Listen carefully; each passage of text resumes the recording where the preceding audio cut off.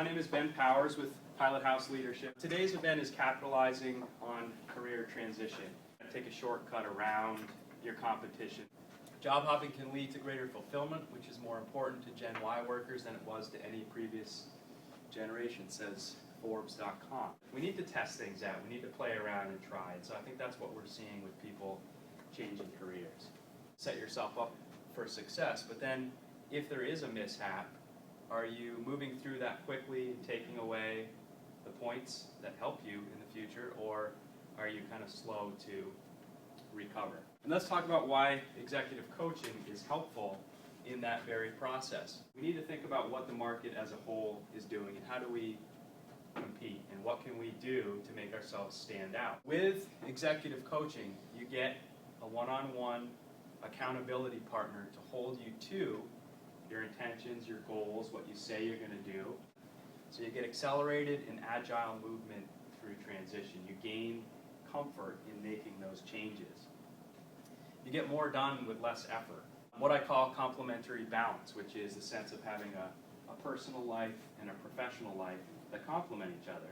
The art of refrain, which is basically the ability to consciously say, okay, this week, what am I going to politely decline so that I have time to stay focused and do the things that do matter. You can hack your way into that flow state more often than you could before, or that your competitors do, is the way you increase your productivity. If you're focused on the process, you don't limit your upside in the way that you do if you're focused strictly on the outcome. When you make a decision, are you in an anabolic state or a catabolic state?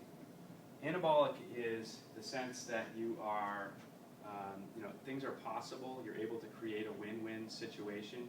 You're actually thinking like a human, versus a catabolic state, which is that fight or flight place where you're threatened, you're running, your body's literally burning cells and consuming itself. You're not able to make the most effective decision. Sure, you can survive, but in that moment, if you can practice, and again, coaching is what helps you do this, if you can practice getting to that anabolic state of, okay, it doesn't have to be either me or Craig.